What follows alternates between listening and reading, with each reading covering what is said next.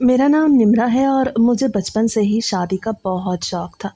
محلے میں جب بھی کسی کی شادی ہوتی تو میں گھنٹوں بیٹھ کے دلہن کو دیکھتی تھی۔ کبھی سوچتی تھی کہ کیسا لمحہ ہوگا جب سب لوگ مجھے دیکھیں گے اور میں دلہن بنوں گی۔ لیکن وقت کے ساتھ یہ شوق صرف کپڑوں یا زیورات تک محدود نہیں رہا۔ میں نے یہ سمجھ لیا کہ شادی صرف ایک دن کی خوشی کا نام نہیں بلکہ ایک پوری زندگی کا فیصلہ ہے۔ میں نے اپنی پڑھائی مکمل کر لی اور اب 25 سال کی ہو چکی تھی۔ میرے والدین کبھی کبھی دبے لفظوں میں کہہ دیتے کہ نمرا اب تو تمہارے رشتے کی بات کرنی چاہیے، لیکن میرے دل میں یہ خواہش جاگتی رہتی کہ میرا جیون ساتھی وہ ہونا چاہیے جس سے میں خود دل سے جڑ سکوں۔ میں نے آن لائن ایک ایپ پہ ایک اکاؤنٹ بنایا اور وہیں میری ملاقات شاہ زیب سے ہوئی۔ شروع میں ہم صرف عام باتیں کرتے تھے۔ آپ کہاں رہتے ہیں، پڑھائی کہاں سے کی، گھر والے کیا کرتے ہیں، لیکن پھر باتیں لمبی ہونے لگیں۔ دن رات کا پتہ ہی نہیں چلتا تھا۔ کبھی وہ مجھے اپنے خواب بتاتا، کبھی میں اپنے خواب اس کے سامنے کھول دیتی۔ مجھے اس کی باتوں میں ایک عجیب سی کشش محسوس ہوتی تھی، جیسے وہ صرف ایک لڑکا نہیں بلکہ میرا منتظر ہم سفر ہے۔ شاہ زیب بہت خوبصورت تھا اور ہر تصویر میں وہ ایک فلمی ہیرو لگتا تھا۔ اس کا قد لمبا تھا اور چہرے پہ ایک عجیب سا اعتماد تھا۔ جب وہ ہنستا تو لگتا تھا جیسے دنیا کی ہر مشکل آسان ہو جائے گی۔ ایک دن اس نے مجھ سے کہا، نمرا تم بہت سیدھی اور معصوم ہو، مجھے لگتا ہے ہم دونوں کو اپنی زندگی ایک ساتھ گزارنی چاہیے۔ میں نے یہ سن کے دل ہی دل میں سوچا شاید یہی وہ لمحہ ہے جس کا میں برسوں سے انتظار کر رہی ہوں۔ اس کے بعد ہم نے کئی دن اس بارے میں سوچا کہ شادی کیسے ہوگی، گھر والے کیا کہیں گے، راستے میں کتنی رکاوٹیں آئیں گی، لیکن پھر بھی میرا دل یہی کہتا تھا اگر شادی کسی سے کرنی ہے تو وہ صرف شاہ زیب ہونا چاہیے۔ جب میرے والدین کو پتہ چلا تو شروع میں وہ راضی نہیں تھے۔ وہ کہتے تھے کہ نمرا آن لائن دوستیاں کبھی کبھار دھوکہ بھی دے دیتی ہیں، لیکن میں نے ضد کی اور شاہ زیب نے بھی اپنے گھر والوں کو منایا۔ دن رات فون پہ ہماری بات ہوتی تھی۔ کبھی وہ کہتا نمرا اگر رکاوٹ آئے تو ہم بھاگ کے نکاح کر لیں گے، کبھی میں کہتی نہیں مجھے سب کے سامنے اپنی عزت کے ساتھ شادی کرنی ہے۔ آخرکار دونوں طرف سے بڑی مشکلوں کے بعد رشتہ طے ہوا اور شادی کی تیاری شروع ہوئی۔ شادی کے دن میں نے دلہن کا جوڑا پہنا تو میرے دل میں وہ بچپن والی خوشی جاگ اٹھی، لیکن اس بار خوشی صرف کپڑوں یا زیورات کی وجہ سے نہیں تھی، بلکہ اس لیے تھی کہ آج میں اس انسان کی ہو رہی تھی جس کو میں نے دل سے چاہا تھا۔ ہال میں روشنیوں کی بارش تھی، ہر طرف خوشبو پھیلی تھی، ڈھول کی اور بینڈ کی آوازیں گونج رہی تھیں اور سب مہمان خوش تھے۔ جب شاہ زیب میرے پاس آیا تو اس کی آنکھوں میں بھی وہی چمک تھی جو میرے دل میں خوابوں کی طرح جل رہی تھی، اور یوں ہماری شادی ہو گئی۔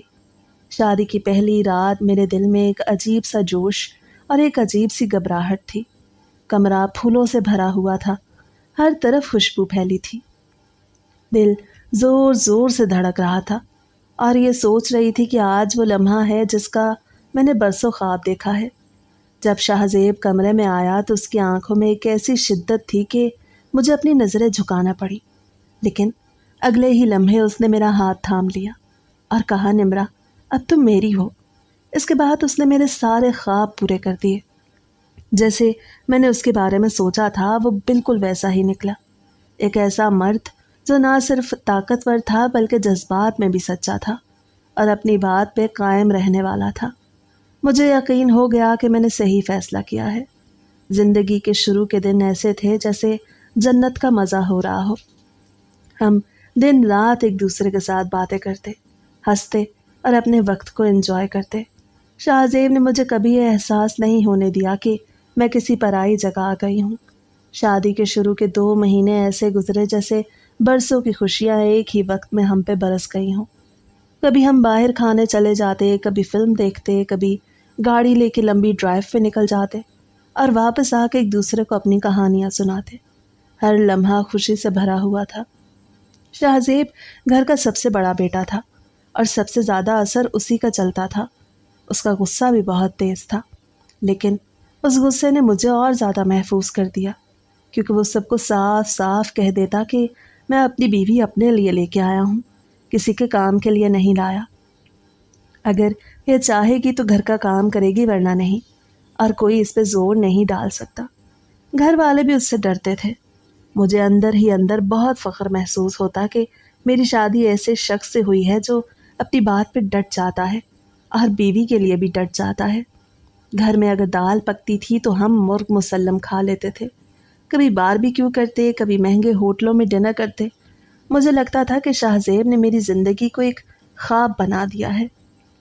اس نے صاف کہہ دیا کہ ابھی بچوں کی ضرورت نہیں، ہم نے شادی اس لیے نہیں کی کہ بچے پیدا کریں، ہم نے شادی اس لیے کی ہے کہ اپنی زندگی جئیں اور اپنی خوشیوں کو انجوائے کریں۔ مجھے بھی بچے اچھے نہیں لگتے تھے، کیونکہ ہمیشہ یہ سنتی آئی تھی کہ جن کے بچے ہو جاتے ہیں وہ میاں بیوی ایک دوسرے سے دور ہو جاتے ہیں، ان کے بیچ کی محبت کم ہو جاتی ہے۔ اس لیے مجھے بھی سکون تھا کہ بچے نہ ہوں تو بھی کوئی مسئلہ نہیں۔ اسی طرح زندگی ہنسی خوشی گزر رہی تھی، لیکن آہستہ آہستہ میرے دل میں ایک عجیب سا سوال پیدا ہونے لگا۔ میں نے محسوس کیا کہ جب بھی ہم قربت میں جاتے تو شاہ زیب اپنے جسم پہ ایک خاص تیل لگاتا تھا۔ وہ تیل ہمیشہ بہت چھپا کے رکھتا تھا، کبھی کمرے کے کسی کونے میں تو کبھی الماری کے اندر، لیکن وہ بغیر اس تیل کے کبھی میرے قریب نہیں آتا تھا۔ شروع میں تو میں نے دھیان نہیں دیا، لیکن جیسے جیسے وقت گزرتا گیا یہ بات میرے دل کو کھٹکنے لگی، کیونکہ میاں بیوی کے ساتھ رہنے میں چھوٹی چھوٹی باتیں بھی پتہ چل جاتی ہیں۔ ایک دوسرے کی عادتیں اور کمزوریاں چھپ نہیں سکتی، لیکن مجھے اس راز کو سمجھنے میں 3-4 مہینے لگ گئے۔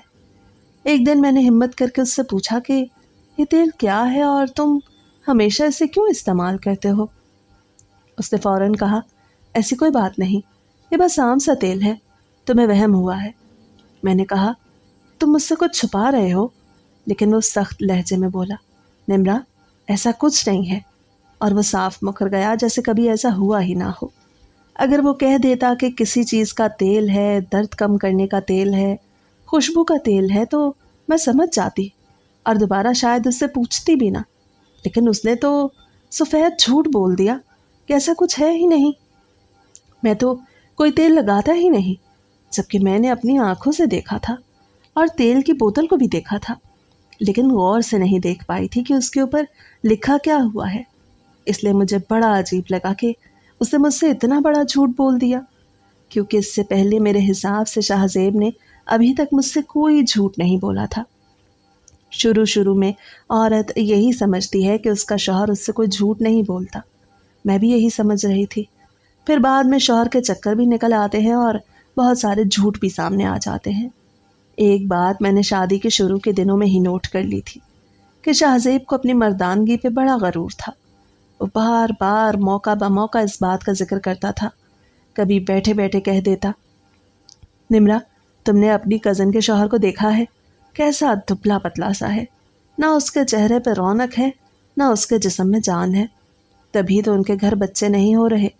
پھر کسی اور کی مثال دیتا، فلاں کا میاں دیکھا ہے، کیسا مرا ہوا سا لگتا ہے، جیسے ہڈی ہو، اس کا قد بھی چھوٹا ہے اور چلنے پھرنے میں بھی جان نہیں لگتی، ایسے لوگ تو عورت کو کبھی خوش ہی نہیں کر سکتے۔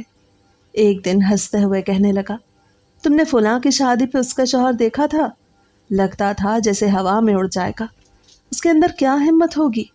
میں ان سب کو دیکھتا ہوں تو اور شکر ادا کرتا ہوں کہ اللہ نے مجھے مرد بنایا ہے اور مجھ میں وہ ساری باتیں رکھی ہیں جو ایک عورت کو چاہیے۔ شروع میں مجھے بھی اس کی یہ باتیں اچھی لگتی تھیں، کیونکہ وہ واقعی ایک ہٹا کٹا اور قد کاٹ والا مرد تھا۔ اس کے کندھے چوڑے تھے، پیٹ اندر تھا، اس کے چہرے پہ اعتماد کی جھلک تھی، اور وہ جب چلتا تھا تو لگتا تھا جیسے سب کی نظریں اس پہ جم جاتی ہیں۔ میں سوچتی تھی واقعی میری قسمت اچھی ہے جو مجھے ایسا شوہر ملا ہے جس میں مرد ہونے کی ساری خوبیاں موجود ہیں۔ لیکن آہستہ آہستہ جب وہ زیادہ ہی اپنی تعریف کرنے لگا تو مجھے عجیب سا لگنے لگا۔ انسان اپنے منہ سے اپنی تعریف کرے تو وہ کتنا ہی اچھا کیوں نہ ہو، وہ بات پھر اچھی نہیں لگتی۔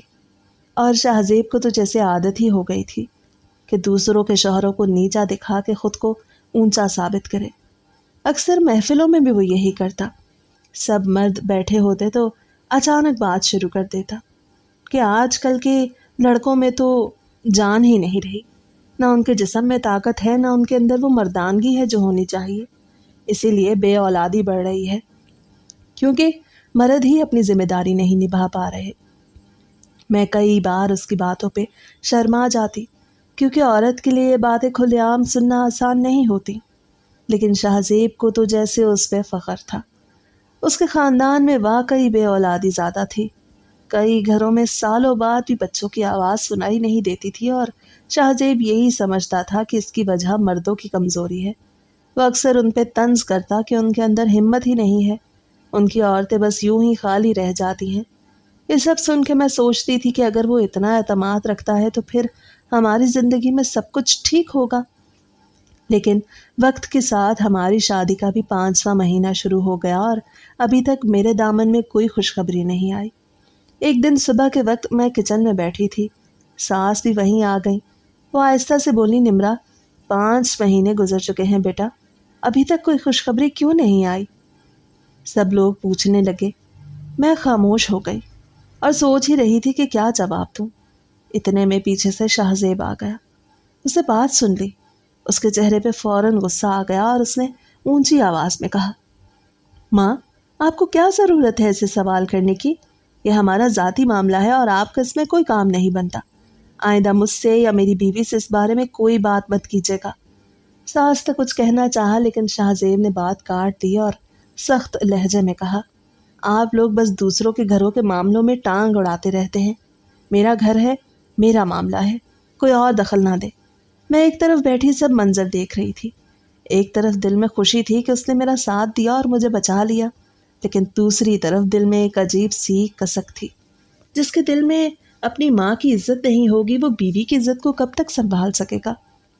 میں نے خاموشی اختیار کی، کیونکہ اس وقت کچھ کہنا ممکن نہیں تھا، لیکن اندر ہی اندر یہ خیال بیٹھ گیا کہ جس نے ماں کے سامنے آواز بلند کی، وہ کبھی بھی کسی دن میرے سامنے بھی ایسا کر سکتا ہے۔ پھر بھی وہ مجھے اپنی آنکھوں پہ بٹھاتا تھا، میرے لیے قیمتی تحفے لاتا تھا، مجھے اپنی دنیا کا سب سے قیمتی رشتہ سمجھتا تھا۔ اور یہ سب دیکھ کے میں نے دل کو تسلی دی کہ شاید میرا شوہر واقعی دوسروں سے مختلف ہے۔ میں نے ایک اور بات بھی نوٹ کی کہ جب شاہ زیب کی تنخواہ آتی تھی تو اس کا ایک بڑا حصہ نہ جانے کہاں چلا جاتا تھا۔ مجھے لگا شاید اپنی ماں کو پیسے دیتا ہے۔ گھر میں اس کی جوان بہنیں بھی تھیں۔ اگر ایسا تھا تو مجھے کوئی مسئلہ نہیں تھا، لیکن اس نے کہا ایسا کچھ نہیں ہے، میں ان کو پیسے نہیں دیتا کیونکہ ابو کی پینشن آتی ہے اور گھر بھی اپنا ہے، اور بڑا بھائی بھی ملک کے باہر ہوتا ہے، وہ بھی پیسے بھیجتا ہے، تو میں کیوں ان کو پیسے دوں؟ میں نے کہا، پھر آپ کی تنخواہ میں سے پیسے کہاں چلے جاتے ہیں؟ تو وہ کہتا ہے کہ بس تمہارے لیے جمع کر رہا ہوں، ہنی مون پہ جائیں گے۔ میں بھی خوش ہو جاتی، لیکن پیسے اچانک سے اڑ جاتے تھے۔ یہ بات بڑی عجیب تھی۔ ایک دن میں کمرے میں بیٹھی اپنے الماری اور کپڑے صحیح کر رہی تھی کہ میری ساس آہستہ سے دروازہ کھول کے اندر آئی۔ ان کے چہرے پہ سنجیدگی تھی اور آواز میں نرمی۔ کہنے لگی، بیٹا، تم سے ایک بات کرنی ہے، لیکن مسئلہ یہ ہے کہ تم سے کوئی بات کی جائے تو شاہ زیب کو فوراً غصہ آ جاتا ہے، اس لیے میں چاہتی ہوں کہ یہ بات تم سے ہی کر لوں، کیونکہ تمہارے علاوہ یہ کسی اور سے نہیں کہی جا سکتی۔ میں نے دل ہی دل میں سوچا کہ شاید وہ پھر سے بچے والی بات کرنے آئی ہیں، لیکن اس بار جو کچھ انہوں نے کہا وہ واقعی ایک مسئلہ تھا۔ اس کا اندازہ مجھے بھی کبھی کبھی ہو جاتا تھا۔ کہنے لگی، دیکھو بیٹا، گھر میں 3 جوان نندے ہیں، ایک جوان دیور ہے اور تمہارے سسر جی بھی ہیں۔ اوپر سے یہ گھر اتنا بڑا بھی نہیں، سنگل سٹوری ہے، سب کے کمرے قریب قریب ہیں، دیواریں بھی زیادہ موٹی نہیں، اس لیے رات کو جب تم لوگ ہنستے بولتے زیادہ شور کرتے ہو تو سب کو آوازیں سنائی دیتی ہیں۔ یہ بات اچھی نہیں لگتی۔ گھر میں جوان بیٹیاں ہیں، ان کے دل میں کیا خیال آتا ہوگا؟ یہ سوچ کے مجھے شرمندگی ہوتی ہے۔ مجھے تم پہ یا شاہ زیب پہ کوئی الزام نہیں دینا، لیکن یہ ایک احتیاط ہے جو کرنی چاہیے تاکہ سب کا دل صاف رہے۔ میں نے ان کی بات سنی تو میرے دل میں خیال آیا کہ اگر چاہوں تو ان کو سیدھا جواب دے دوں کہ یہ پھر سے ہمارے ذاتی معاملے میں مداخلت کر رہی ہیں، لیکن ان کے انداز میں کوئی سختی نہیں تھی، وہ بہت نرمی سے بات کر رہی تھیں، اس لیے میں نے سر جھکا کے کہہ دیا، ٹھیک ہے امی، میں اس بات کا خیال رکھوں گی، آپ بالکل فکر نہ کریں۔ رات کو جب شاہ زیب آیا تو میں نے اسے یہ بات بتائی تاکہ وہ بھی آگاہ ہو جائے۔ میں نے آہستہ سے کہا، شاہ زیب، امی کہہ رہی تھی کہ گھر چھوٹا ہے، سب کے کمرے قریب قریب ہیں اور ہماری آوازیں باہر جاتی ہیں، اس لیے ہمیں تھوڑا دھیان رکھنا چاہیے۔ وہ یہ بات کہہ رہی تھیں کہ گھر میں جوان نندے ہیں اور یہ بات انہیں بری لگتی ہے۔ شاہ زیب فوراً غصے میں آ گیا۔ اس نے تیز لہجے میں کہا، کیوں شادی کی تھی ہم نے؟ کیا میں تمہیں بھگا کے لایا ہوں یا کوئی غلط کام کیا ہے ہم نے؟ نکاح کیا ہے سب کے سامنے، شادی کی ہے، پھر ہمیں اپنی زندگی جینے سے کون روک سکتا ہے؟ اگر ان کو آواز بری لگتی ہے تو عقل ان کی بہنوں کو بھی ہے تو ہے۔ جب ان کی شادی ہوگی تو ان کے گھر والے بھی یہ سب سنیں گے۔ شادی تو اوپن سیکرٹ ہے، سب کو پتا ہوتا ہے یہ رشتہ اسی طرح چلتا ہے، اس میں کون سی نئی بات ہے؟ میں نے اسے سمجھانے کی کوشش کی اور کہا، شاہ زیب، امی نے کوئی غلط بات نہیں کی، وہ صرف احتیاط کی بات کر رہی تھی۔ انہوں نے آرام سے نرمی سے سمجھایا ہے، ان کا انداز بھی بالکل سخت نہیں تھا، لیکن اب اگر تم جا کے ان سے بحث کرو گے تو بات بگڑ جائے گی، گھر میں ایک نیا جھگڑا کھڑا ہو جائے گا۔ میں نے اسے منع کیا کہ وہ امی سے کچھ نہ کہے۔ اس نے اگرچہ وعدہ کیا کہ وہ کچھ نہیں کہے گا، لیکن اس کا موڈ خراب ہو گیا اور اس نے اپنی ماں سے بات چیت کم کر دی۔ وہ ان سے خفا خفا رہنے لگا۔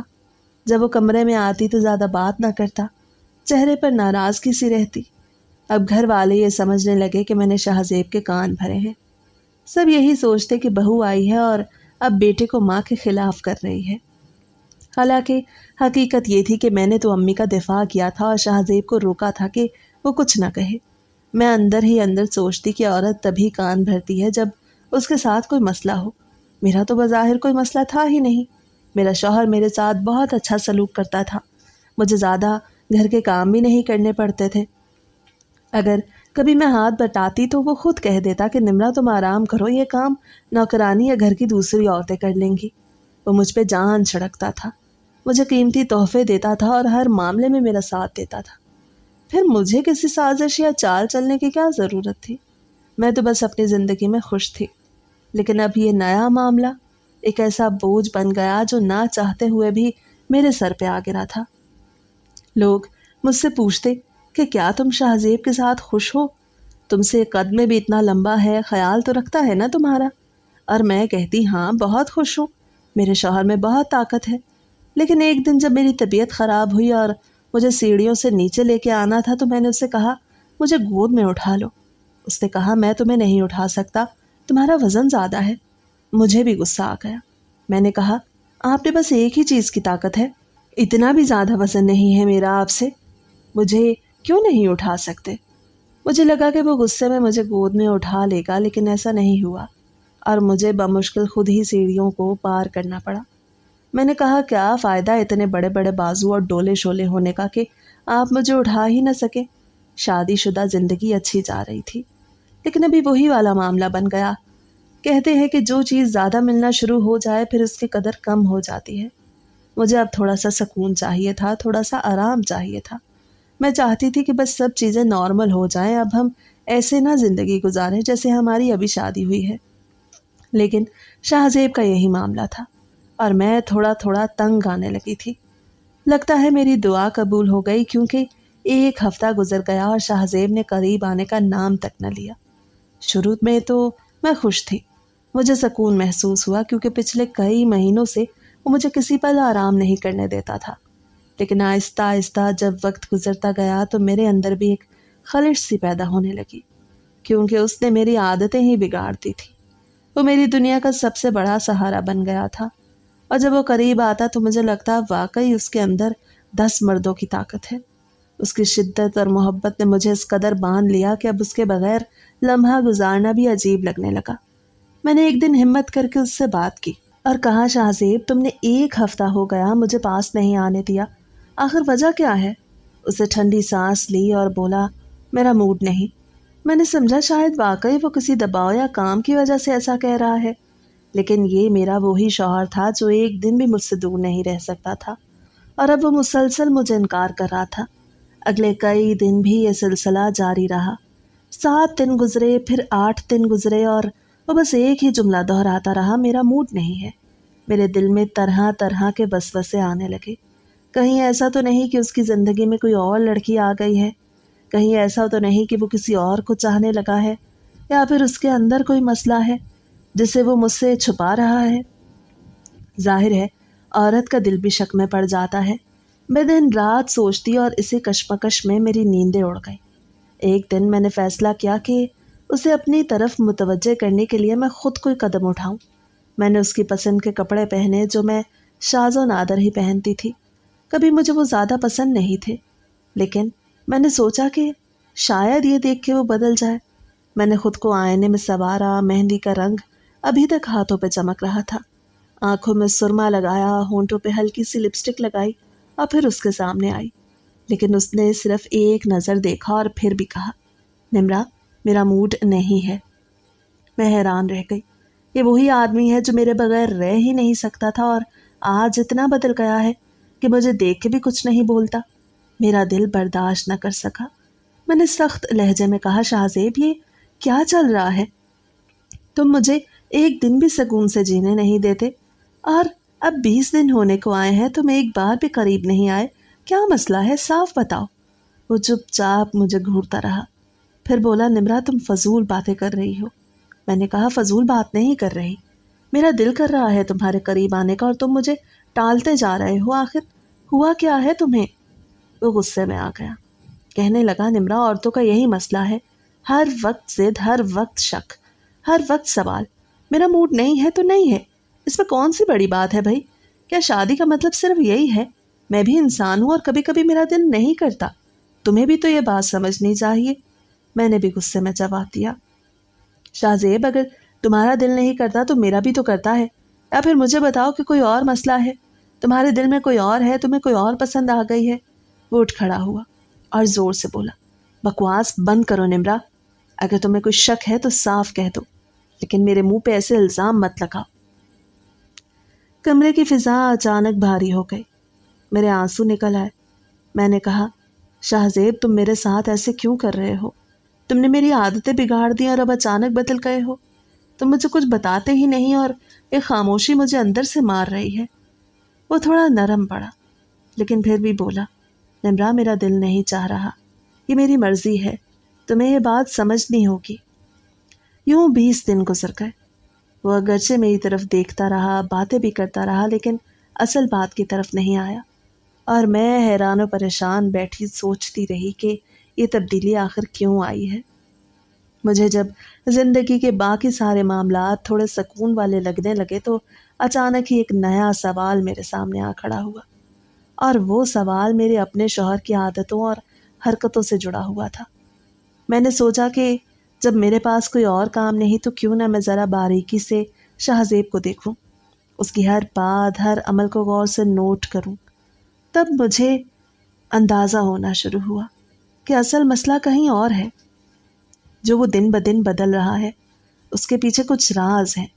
شروع میں مجھے کچھ سمجھ نہیں آیا، لیکن پھر میں نے محسوس کیا کہ وہ تیل جسے وہ کبھی کبھی اپنی چیزوں کے بیچ چھپا کے رکھتا تھا، وہ اب کہیں دکھائی نہیں دے رہا تھا۔ وہ بوتل میں نے ہمیشہ ایک ہی جگہ دیکھی تھی، اور اگرچہ میں کبھی اسے چھو نہیں سکتی تھی یا استعمال نہیں کر سکتی تھی، لیکن مجھے پتا تھا کہ وہ کہاں ہے۔ مگر اس بار جب میں نے ڈھونڈا تو وہاں کچھ بھی نہ ملا، جیسے زمین کھا گئی ہو یا آسمان نکل گیا ہو۔ ابھی میں سوچ ہی رہی تھی کہ یہ بوتل کہاں گئی ہے کہ اچانک میں نے اسے فون پہ کسی سے بات کرتے ہوئے سنا۔ اس کی آواز میں وہی اعتماد اور نرمی نہیں تھی، بلکہ ایک عجیب سا غصہ اور بے بسی چھپی ہوئی تھی۔ وہ کہہ رہا تھا، یہ کیسے ہو سکتا ہے کہ مل بند ہو جائے؟ آخر کیوں کمپنی اچانک دیوالیہ ہو گئی ہے؟ یہ تو بہت بڑا برانڈ تھا، برسوں سے چل رہا تھا، ایسے کیسے سب ختم ہو سکتا ہے؟ مجھے یہ تیل چاہیے، کسی بھی قیمت پہ چاہیے، چاہے غیر قانونی طریقے سے منگوانا پڑے، چاہے اسمگلنگ کرنی پڑے، مگر مجھے چاہیے۔ جو بھی کر سکتے ہو کرو، لیکن یہ چیز مجھے پہنچاؤ، ورنہ میرا گزارا نہیں ہوگا۔ میں حیرت میں ڈوب گئی۔ آخر یہ کون سا تیل ہے جس کے بغیر میرا شوہر اتنا بے چین ہے؟ مجھے تو ہمیشہ یہی بتایا گیا کہ یہ خوشبو کا تیل ہے، اور میں نے بھی کبھی نہیں سوچا کہ ایک خوشبو پہ اتنا پیسہ کیوں ضائع کرنا۔ لیکن اب اس کی یہ حالت دیکھ کے میرا دل کانپ اٹھا۔ میں نے فیصلہ کیا کہ اب مجھے اس کے پیچھے کا سچ معلوم کرنا ہوگا۔ اب پھر ایک دن جب اس نے غصے میں وہ تیل کا نام خود ہی زبان پہ لے آیا تو میں نے فوراً موبائل اٹھایا اور گوگل پہ اس کا نام لکھا۔ جیسے ہی سرچ کے نتائج میری آنکھوں کے سامنے آئے تو میں سکتے میں آ گئی۔ میرے قدموں کے نیچے سے زمین کھسک گئی۔ وہاں صاف صاف لکھا ہوا تھا، یہ تیل ان مردوں کے لیے ہے جو نامرد ہوتے ہیں اور جو اپنی بیویوں کے قریب جانے کی صلاحیت نہیں رکھتے۔ یہ تیل ان کے لیے معجزے کا درجہ رکھتا ہے، کیونکہ یہ وقتی طور پہ ان کی کمزوری کو چھپا دیتا ہے اور انہیں وہ طاقت دے دیتا ہے جو ایک نارمل مرد میں ہوتی ہے۔ یہ حقیقت جان کے میں جیسے پتھر کی ہو گئی۔ میری آنکھوں کے سامنے وہ ساری باتیں گھوم گئیں جو شاہ زیب نے مجھ سے کہی تھی۔ وہ جب مجھے کہتا کہ میں پیسے بچا رہا ہوں تاکہ ہم ہنی مون کے لیے کسی خوبصورت جگہ جا سکیں، تو وہ سب جھوٹ تھا۔ حقیقت یہ تھی کہ ہر مہینے اس کی تنخواہ سے جو پیسے غائب ہو جاتے تھے وہ سب اسی تیل پہ خرچ ہوتے تھے، اور یہ تیل پاکستان میں دستیاب ہی نہیں تھا بلکہ باہر کے ممالک سے آتا تھا، اوورسیز شپمنٹ کے ذریعے۔ اس کی قیمت $200 فی بوتل تھی۔ $200 مطلب پاکستانی حساب سے اتنے پیسے جتنے میں مہینے بھر کا راشن آ سکتا ہے۔ گھر کے بڑے خرچے پورے ہو سکتے ہیں، لیکن وہ سب ایک بوتل پہ ختم ہو جاتا۔ اور اب جب وہ کمپنی بند ہو گئی یا برانڈ ہی ختم ہو گیا تو شاہ زیب کے پاس وہ سہارا نہیں رہا۔ اسی لیے وہ میرے قریب آنا چھوڑ گیا اور بہانے بنانے لگا۔ میرے لیے یہ صدمہ صرف یہ نہیں تھا کہ وہ مردانگی کی کمزوری رکھتا تھا، بلکہ اصل دکھ تو یہ تھا کہ اس نے مجھ سے یہ بات چھپائی، جھوٹ بولا، بار بار دھوکہ دیا اور میرا اعتماد توڑا۔ وہ شخص جو دن رات یہ کہتا تھا کہ میں تم سے سچائی چھپاؤں گا نہیں، وہ اصل میں سب سے بڑا راز اپنے دل میں چھپا کے رکھے بیٹھا تھا۔ اس نے میری آنکھوں میں دھول جھونکی، مجھے تسلی دی کہ ہم دونوں کا مستقبل روشن ہوگا، لیکن حقیقت یہ تھی کہ وہ پیسے جو ہمارے مستقبل کے خوابوں پہ لگنے چاہیے تھے وہ اس تیل پہ قربان ہو رہے تھے۔ اور اب جب یہ تیل بند ہو گیا تو ہمارے رشتے کی بنیاد ہی ہل گئی، کیونکہ اب مجھے صرف یہ نہیں لگ رہا تھا کہ وہ جھوٹا ہے، بلکہ یہ بھی لگ رہا تھا کہ میرا شوہر میرے ساتھ مخلص ہی نہیں تھا۔ یہ سوچ کر میرے دل پہ ایسا بوجھ آیا جیسے ساری دنیا میرے سر پہ گر گئی ہو۔ میں نے جب انٹرنیٹ پہ مزید سرچ شروع کی تو میرا دل کانپ رہا تھا، ہاتھ کانپ رہے تھے اور دماغ جیسے سن ہو رہا تھا۔ مجھے یہ امید تھی کہ شاید جو کچھ میں نے پہلے پڑھا وہ کسی حد تک غلط ہو جائے یا مجھے کوئی اور تسلی بخش جواب مل جائے، لیکن جو معلومات میرے سامنے آئیں وہ میرے اوسان اڑا دینے کے لیے کافی تھیں۔ میں نے پڑھا، نامرد ہونے کا مطلب صرف یہ نہیں ہوتا کہ کوئی مرد اپنی بیوی کے ساتھ تعلق میں ناکام ہو، بلکہ اس کا یہ بھی مطلب ہوتا ہے کہ وہ کبھی بھی باپ نہیں بن سکتا۔ اور یہ حقیقت میرے لیے بجلی بن کے گری، کیونکہ اب مجھے وہ ساری باتیں یاد آنے لگی جو وہ اکثر کیجولی کہا کرتا تھا کہ مجھے تو بچے پسند نہیں ہیں، میں نے تو کبھی ان باتوں پہ زیادہ غور نہیں کیا۔ مجھے لگتا تھا شاید وہ بھی تھوڑا امیچور ہے، یا شاید شادی کے ابتدائی دن ہے اس لیے ذمہ داری نہیں لینا چاہتا، لیکن اصل حقیقت تو یہ تھی کہ وہ جان بوجھ کے یہ بات کرتا تھا تاکہ میں کبھی اس کے دل کے راز تک نہ پہنچ سکوں۔ یہ وہی معاملہ تھا جیسے کوئی انسان اس چیز کو برا بھلا کہہ کے اپنے دل کو تسلی دے جو اسے مل ہی نہیں سکتی۔ جیسے کہا جاتا ہے کہ انگور کھٹے ہیں، شاہ زیب بھی یہی کرتا تھا، بار بار کہتا بچوں کی جھنجھٹ میں پڑھنا فضول ہے، بچے ہوتے ہیں تو زندگی مشکل ہو جاتی ہے، آزادی ختم ہو جاتی ہے، میاں بیوی کا سکون برباد ہو جاتا ہے۔ لیکن اب مجھے سمجھ آیا کہ یہ سب صرف بہانے تھے۔ اصل وجہ یہ تھی کہ وہ جانتا تھا کہ وہ کبھی اولاد پیدا نہیں کر سکے گا، اور یہی وہ تلخ حقیقت تھی جو میرے لیے سب سے زیادہ ناقابل برداشت تھی۔ میں نے دل ہی دل میں سوچا کہ اگرچہ میں فوری طور پہ ماں بننے کی خواہش نہیں رکھتی تھی، لیکن میں ایسا بھی نہیں چاہتی تھی کہ پوری زندگی بچوں سے محروم رہ جاؤں۔ میں نے ہمیشہ اپنی زندگی کی ایک خوبصورت تصویر بنائی تھی جس میں 2-3 بچے ضرور شامل تھے۔ میں نے سوچ رکھا تھا کہ ایک بیٹا ہو، ایک بیٹی ہو، یا پھر 2 بیٹے ہوں، وہ گھر میں کھیلیں، بھاگیں، شور مچائیں اور میں خوشی خوشی ان کے پیچھے بھاگتی پھروں۔ یہ خواب ہر عورت کی طرح میرے دل میں بھی پلتے تھے، اور یہ خواب ٹوٹنے کا تصور بھی میرے لیے موت کے برابر تھا۔ میرے دل میں ایک ہلچل سی مچ گئی۔ میں سوچتی جا رہی تھی کہ اگر ایسا ہے تو پھر میں ساری زندگی کس طرح گزاروں گی؟ اگر میرے بچے نہیں ہوں گے تو میں ہر محفل میں کیا جواب دوں گی؟ لوگ تو ایسے سوال کرتے ہیں کہ انسان کا دل چاہتا ہے زمین پھٹ جائے اور وہ اس میں سما جائے۔ میرے اپنے ماں باپ نے بھی کبھی نہ کبھی یہ پوچھنا ہی تھا۔ میری اپنی بہنیں بھی ایک دن یہ سوال کرتیں، اور سب سے بڑھ کے میری ساس، جنہوں نے ابھی صرف 5 مہینے بعد ہی مجھ سے سوال کر لیا تھا کہ کوئی خوشخبری کیوں نہیں آئی۔ ان کا سوال تو میری زندگی کو ایک بہت بڑی ٹینشن میں ڈالنے کے لیے کافی تھا۔ اگر یہ بات حقیقت بن گئی تو میں ہر وقت کٹہرے میں کھڑی رہوں گی اور سب انگلیاں مجھ پہ ہی اٹھائیں گے۔ کوئی یہ نہیں سوچے گا کہ قصور شاہ زیب کا بھی ہو سکتا ہے، کیونکہ ہمارے معاشرے میں ہمیشہ الزام عورت پہ ہی آتا ہے۔ اب میرے سامنے ایک بہت بڑا سوال کھڑا تھا کہ آخر میں کروں تو کیا کروں۔ میں ہڑبڑا گئی۔ میرے دل میں ایک طوفان اٹھ رہا تھا۔ میں بار بار سوچ رہی تھی کہ اس مسئلے کا حل کس سے پوچھوں۔ کیا میں کسی بڑے کو اعتماد میں لوں؟ کیا میں اپنے ماں باپ کو بتاؤں؟ کیا میں کسی بہن یا دوست کو رازدار بناؤں؟ یا پھر سب سے پہلے سیدھا شاہ زیب کے سامنے بیٹھ کے بات کروں اور اس کی حقیقت جاننے کی کوشش کروں؟ یہ کشمکش میرے دل و دماغ کو جکڑ رہی تھی، اور میں خود کو ایک ایسے اندھیرے کمرے میں محسوس کر رہی تھی جہاں کوئی دروازہ، کوئی کھڑکی نظر ہی نہیں آتی۔ میں نے سوچا ہم میاں بیوی ہیں اور یہ ہمارا ذاتی معاملہ ہے، کسی تیسرے کو شامل کرنا راز کھولنے کے مترادف ہوگا۔ میں جانتی تھی اگر عورت میں کوئی کمی ہو تو معاشرہ اسی کو قصوروار ٹھہرائے گا۔ اس کے اپنے شوہر تک کو شاید سچ معلوم نہ ہو اور لوگ انگلیاں اٹھانے لگیں گے۔ میں نے یہ بھی دیکھا تھا کہ مردوں کے مسائل کو اکثر خاندانی لحاظ سے چھپا لیا جاتا ہے۔ اس بار میں نے دل میں ٹھان لیا کہ یہ راز میں اپنے اندر رکھوں گی۔ آخر مجھے شاہ زیب سے محبت تھی اور وہ ایک اچھا شوہر تھا۔ اس نے شروع سے میرے ساتھ بہت خیال رکھا تھا۔ مجھے چھوڑنے کی بات دل میں کبھی نہ آئی۔ میں نے سوچا کہ شاید اگر میں نے تحمل سے کام لیا تو ہم دونوں کسی حل تک پہنچ جائیں گے۔ ایک دن میں نے بہت پیار سے بات کا آغاز کیا۔ کمرے کی کھڑکی سے شام کی نرم روشنی اندر آ رہی تھی۔ میں نے اس کا ہاتھ تھاما اور آہستگی سے کہا، تم سے کچھ بات کرنی ہے۔ اس نے مجھے دیکھا اور کہا، بات کیا ہے؟ میں نے کہا، مجھے کچھ دن پہلے انٹرنیٹ پہ جو ملا وہ مجھے اچھا نہیں لگا۔ میں نے تم سے وہ تیل والی بات سنی تھی۔ تم نے جو کچھ کہا تھا میں نے سنا تھا۔ تمہاری باتوں نے مجھے کبھی الجھایا نہیں، مگر جب میں نے مزید تلاش کی تو واقعی کچھ سنا۔ پہلے تو اس نے گھبرا کے آنکھیں جھکا لی، پھر اس نے کہا، ایسی کوئی بات نہیں، یہ سب بکواس ہے، تم نے کچھ غلط سمجھا ہوگا۔ میں نے نرمی سے کہا، اگر ایسی بات ہے تو بتاؤ، ہم مل کے حل نکالیں گے۔ میں نے کہا، تیل مل نہ رہا ہو تو ہم کسی ڈاکٹر یا کسی ماہر سے رابطہ کریں گے۔ ہم نے ہمیشہ ایک دوسرے کے ساتھ ہر مشکل کا مقابلہ کیا ہے، تو یہ معاملہ اس سے کم کیوں ہوگا؟ اس کی آنکھوں میں غصہ آ گیا۔ اس نے زور سے کہا، تم نے میری باتیں کیوں سنی تھی؟ یہ نجی باتیں تھیں۔ تم نے میری عزت کیوں مجھ سے چھینی؟ میں نے کہا، عزت چھینی نہیں، تم سے محبت ہے، اس لیے جاننا چاہتی ہوں کہ تمہیں کیا تکلیف ہے۔ تم میرے ساتھ راز کیوں نہیں شیئر کر رہے؟ تم کیوں بے عملی کا نمونہ بن کے اپنی کمزوری چھپاتے ہو؟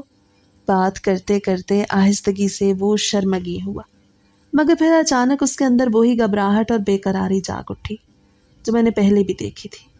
اس نے غصے میں میری بات کاٹ دی اور کہا، تم مجھے بدنام کر رہی ہو۔ میں نے اپنا چہرہ جھکا لیا، پھر اس نے ہاتھ بڑھایا اور مجھے دھکا دے دیا۔ میری دنیا جیسے ہل گئی۔ اتنے قریب بیٹھنے والا وہ آدمی جس نے راتوں کو میری آنکھوں میں خواب سجائے تھے، آج اتنے غصے میں تھا کہ اس کے ہاتھ نے مجھے چھوا۔ میں حیران تھی اور زخمی محسوس کر رہی تھی۔ آنکھوں میں آنسو تھے، مگر میں نے فوراً چیخ نہیں ماری۔ دل میں ایک قسم کی بے بسی تھی۔ شاید اسی بے بسی نے مجھے روکا کہ شور برپا نہ ہو۔ اسی وجہ سے میری سانس جلدی سے اندر آ گئی۔ انہوں نے میری طرف دیکھا اور پھر شاہ زیب کی طرف سخت لہجے میں کہا، نکل جاؤ اس کمرے سے۔ شاہ زیب نے کچھ کہا مگر وہ باہر نکل گیا۔ میری ساس نے آہستگی سے میری طرف جھک کے کہا، کیا ہوا بیٹا؟ میں نے کہا، کچھ نہیں۔ میں نے رونا چاہا مگر زبان خاموش رہی۔ اس رات کے بعد گھر کا ماحول بدل گیا۔ میں کچھ دن کے لیے اپنے میکے چلی گئی۔ پہلے 3-4 دن تو اس نے مجھے میسج تک نہ کیا، لیکن اس کے بعد وہ مجھے میسج کرنے لگا، پوچھنے لگا۔ میں اس کا بھی جواب نہ دیتی۔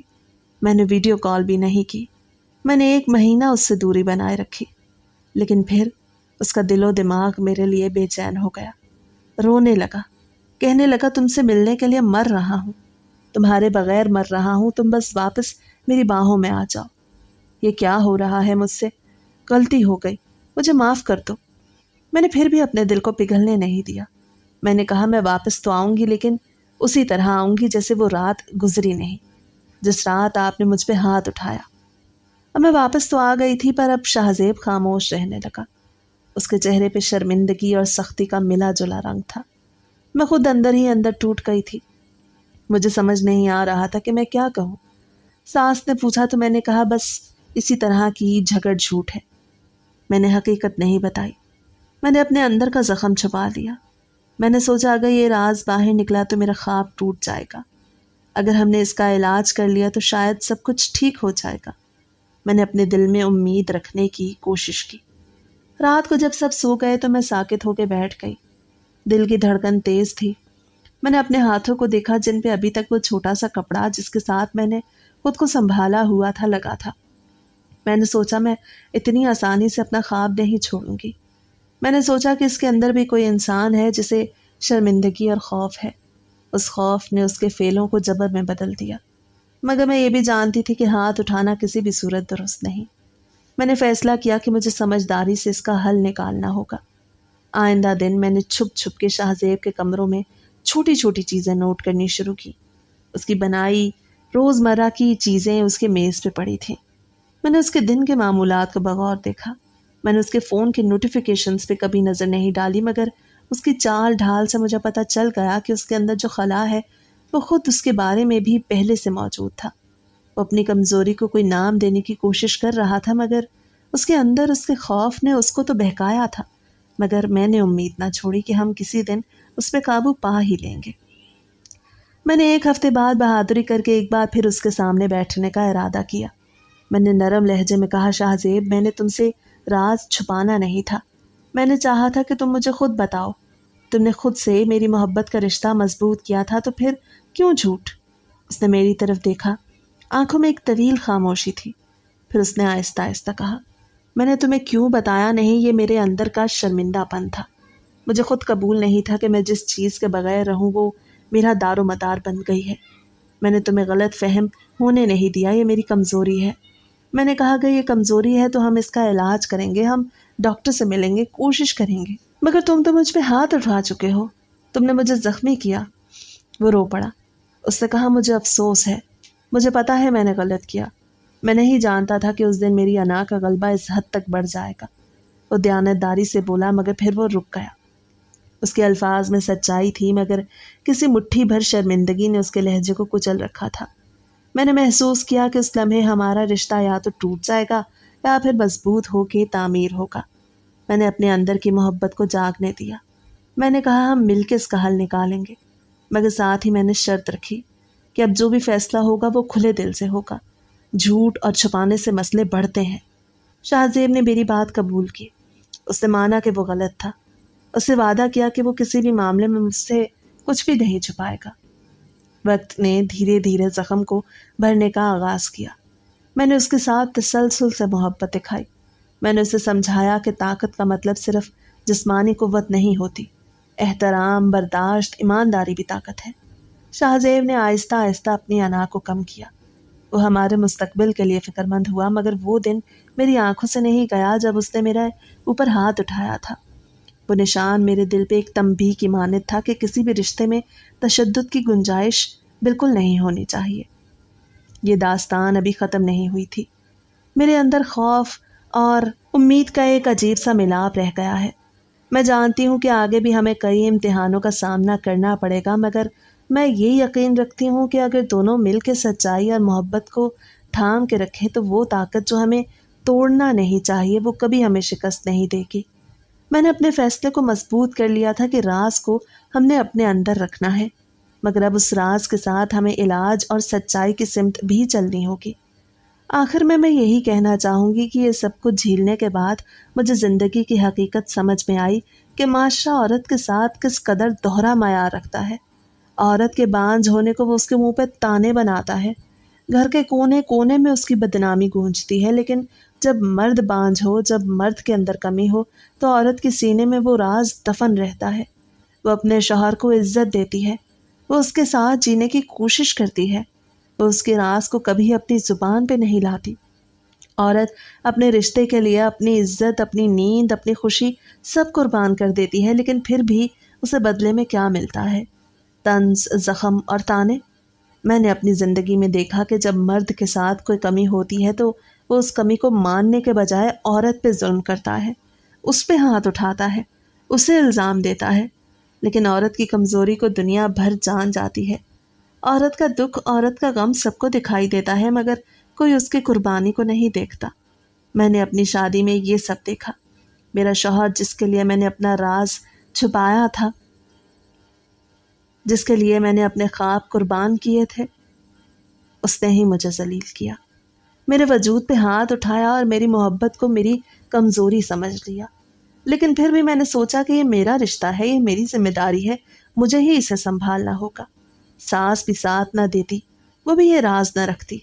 अगर औरत बांझ हो तो सबको जा जा के बताती कि ये बहू कभी माँ नहीं बन सकती, ये घर कभी आबाद नहीं होगा। लेकिन जब बेटे में कमी होती है तो माँ का दिल चाहता है दुनिया की नज़रों में बेटे को साफ बचा ले, मगर बहू की इज्जत को कुर्बान कर दे। ये माशरे की बेइंसाफ़ी है, ये रस्म व रवाज का जुल्म है, और औरत ही है जो हर बार बर्दाश्त करती है। औरत के अंदर गैरत नहीं होती। रिश्तों के मामले में वो अपनी ज़ात को भूल जाती है, अपनी इज्जत को भूल जाती है। जो मर्द उस पर हाथ उठाता है वो उसके साथ भी रह लेती है। जो मर्द धोखा देता है और बाहर दूसरी औरतों के साथ चक्कर चलाता है वो उसके साथ भी रह लेती है। और ये सब वो इसलिए करती है कि रिश्ता टूट ना जाए, लोग उंगली ना उठाएं कि दुनिया क्या कहेगी। लेकिन दुनिया कभी औरत की कुर्बानी को नहीं देखती।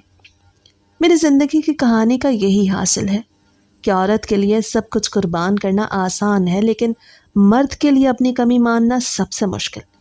औरत अपना दर्द अपने दिल में दफन कर लेती है, लेकिन मर्द अपनी कमज़ोरी छुपाने के लिए औरत को मार देता है, झिड़क देता है, इल्ज़ाम देता है, और दुनिया भी उसी मर्द के साथ खड़ी हो जाती है। औरत अपनी खामोशी में ही मर जाती है और अपने रिश्तों को बचाने के लिए ज़िंदा रहती है।